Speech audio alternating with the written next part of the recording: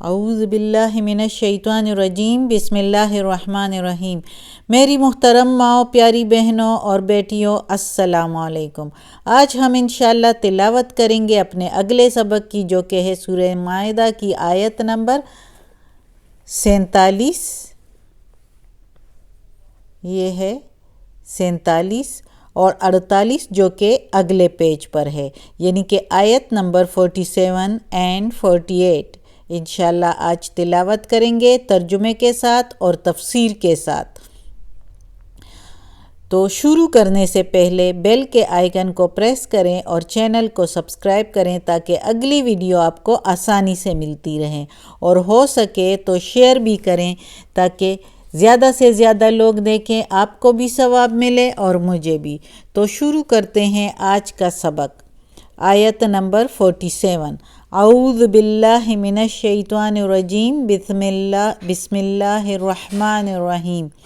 وَلْيَحْكُمْ، اور حکم کرو یا فیصلہ کرو، اہل الانجیل، اہل انجیل والے، یعنی انجیل جس کے پاس ہے وہ والے لوگ، بما انزل اللہ، ساتھ جو اتارا ہے اللہ نے، فیہ، اس میں،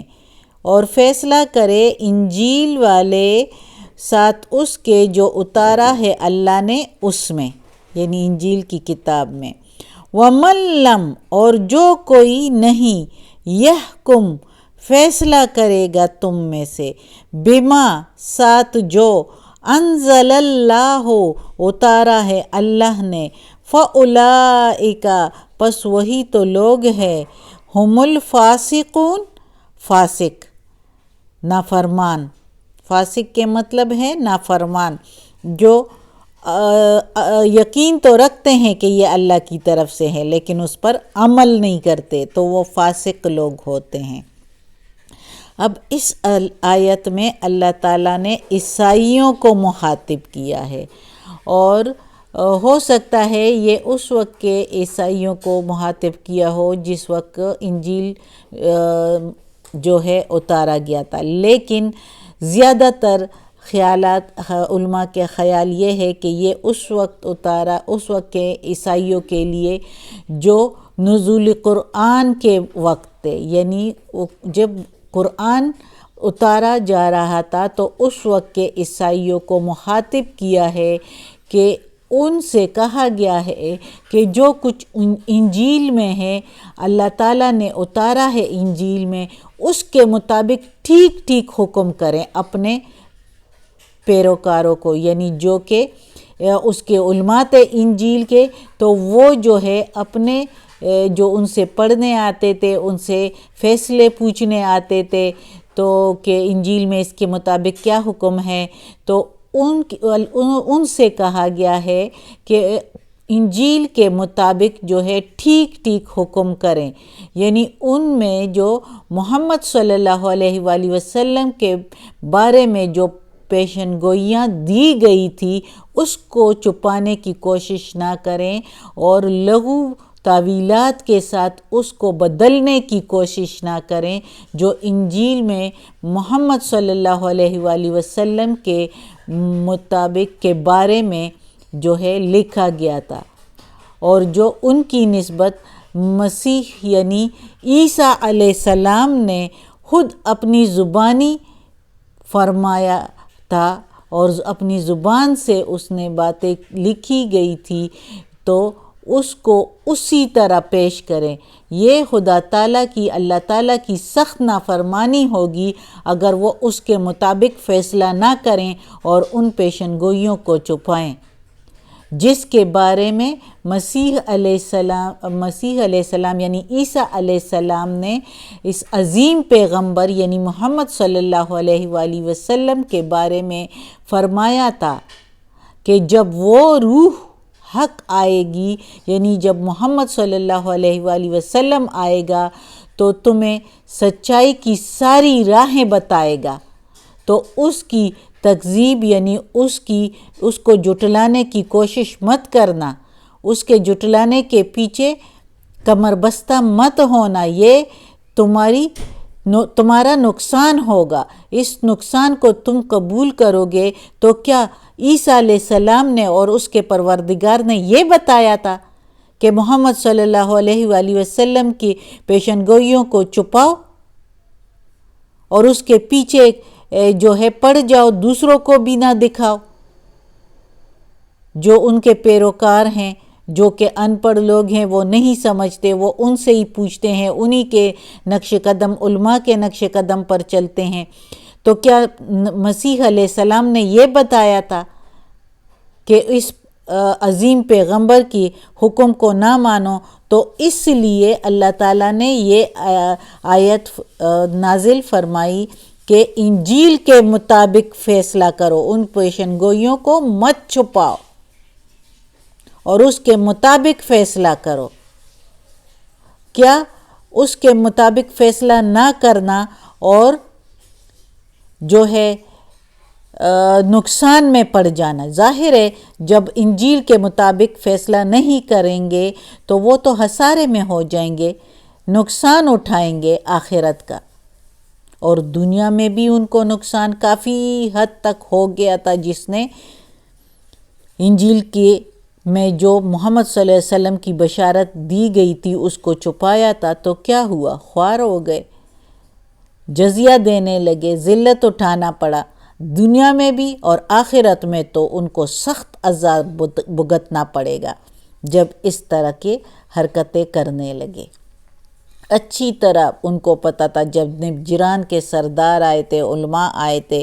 جب ان کے گھوڑے نے ٹوکر کھائی تھی تو صاف انہوں نے بتایا تھا۔ علقمہ بن کرز نے پھر جو کہ مسلمان ہو گیا تھا، اس نے بتایا تھا کہ اس کے بھائی کو سب کچھ پتہ تھا، لیکن اس نے چھپایا کہ ہم کو جو تحفے تحائف ملتے ہیں، جو ہمیں سالانہ وظیفے ملتے ہیں، وہ پھر کہاں سے آئیں گے؟ اور یہ لوگ جو ہماری پیروی کرتے ہیں، یہ تو ساری ہماری وجاہت ختم ہو جائے گی۔ تو اس کے پیچھے دنیا کو لے کر آخرت کو چھوڑ دیا تھا، اور پیغمبر محمد صلی اللہ علیہ وآلہ وسلم کی پیشن گوئیوں کو چھپا دیا تھا،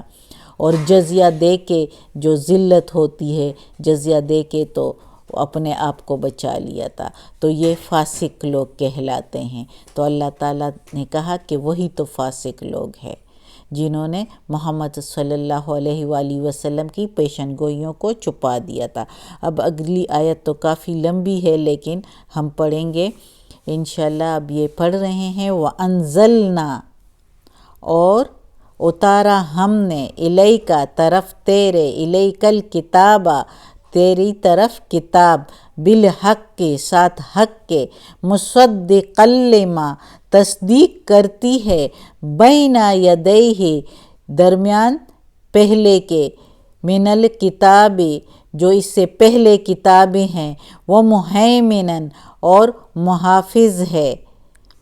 یا نگہبان ہے، علیہ اوپر ان کے، یعنی پچھلی کتابوں کے اوپر نگہبان ہے، اس کی تصدیق کرتی ہے۔ فَحْكُم پس فیصلہ کرو، بینہم درمیان ان کے، بما ساتھ جو، انزل اللہ اتارا ہے اللہ نے، ولا تتبع اور نہ اتباع کر، اہواءہم خواہشیں ان کی، یعنی ان کی خواہشوں کی اتباع نہ کر، اما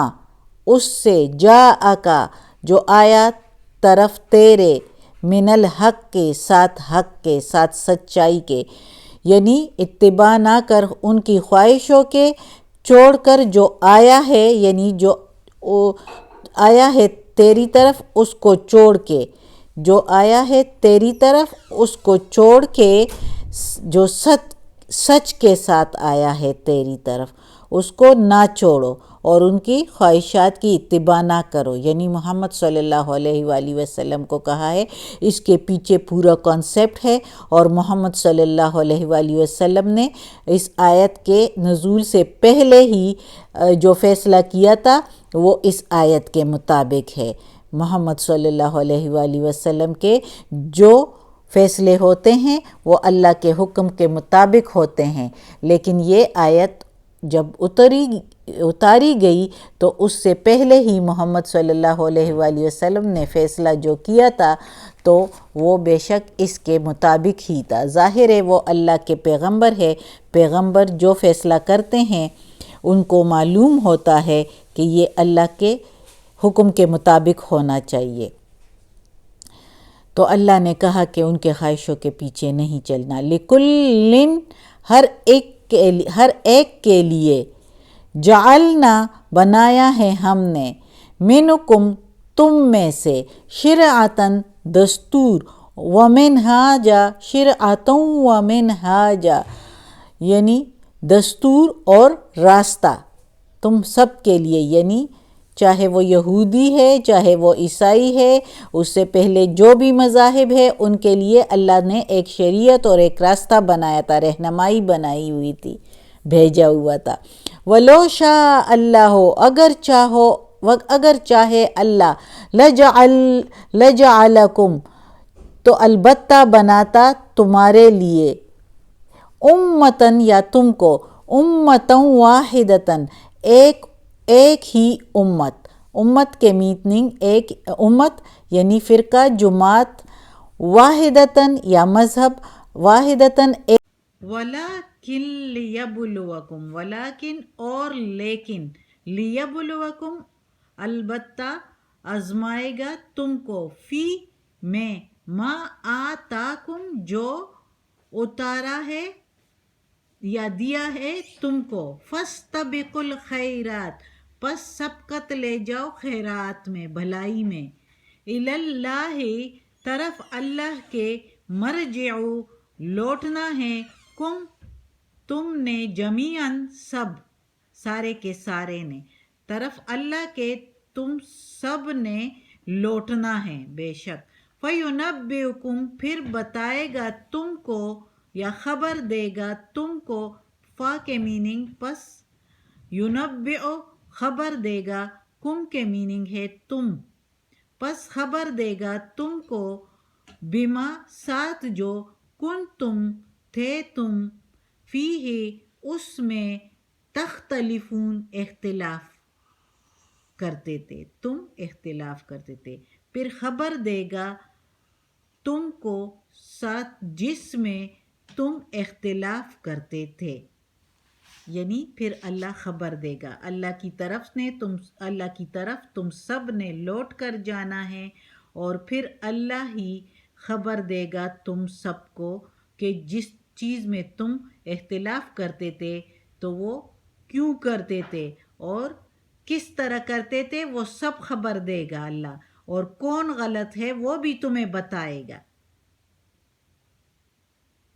اور ظاہر ہے پیغمبر جو اس کو اللہ نے منتخب کیا ہے وہی صحیح ہوتے ہیں اور وہی اللہ کے حکم کے مطابق ہوتے ہیں، اور جو اس کی مخالفت کرتے ہیں وہی غلط ہوتے ہیں، تو ان کو خبردار کیا گیا ہے کہ تم لوگوں کو پھر بتائے گا جو تم لوگ نہیں مانتے، اور اللہ ہی کی طرف لوٹ کر جانا ہے، پھر اللہ کو منہ دکھانا ہے، اور یہ اللہ کی آزمائشیں ہیں، اس میں تم کو اللہ نے جو دیا ہے یعنی جو شریعت دی ہے اس میں سبقت لے جاؤ، اس کو اختیار کرو، اللہ کی فرما برداری کرو، لیکن باقی جو ہے ہم تفسیر کل کریں گے اس آیت کی، کیونکہ اس آیت کے پیچھے ایک کانسیپٹ بھی ہے جو کہ ابھی میں پوری بتاؤں گی، تو آج کا سبق پھر بہت لمبا طویل ہو جائے گا، اس لیے آج کے لیے یہی کافی ہے۔ صدق اللہ العظیم۔ اللہ ہمیں توفیق دے کہ اس قرآن مجید کا ترجمہ مکمل کریں، اس پر عمل کرنے کی توفیق دے۔ یا اللہ یا رب العالمین، یا مالک یوم الدین، یا علی کل شیء قدیر۔ یا اللہ ہمیں، ہمارے والدین کو، ہماری اولاد کو، ہمارے گھر والوں کو، میری استانی آپی جان کو، ہمارے بہن بھائیوں کو، بھابھیوں نندوں کو، سارے رشتہ داروں کو، کل مومن مسلمانوں کو یا اللہ جنت فردوس میں جگہ عطا فرما، دوزخ کے عذاب سے بچا، قبر کی سختی آسان فرما یا اللہ۔ یا پروردگار، اس قرآن مجید کی تلاوت میں، زیر زبر پیش میں، اس کے ترجمے میں، اس کے تفسیر میں کوئی غلطی ہوئی ہو تو معاف کر دینا یا اللہ، ہمیں عافیت والے معاملات دے، ہماری برائیاں، بیماریاں، تکالیف، پریشانیاں ہم سے دور کر دے یا اللہ، ہمیں اپنے نیک اور صالح لوگوں میں شامل کر دے، آمین ثم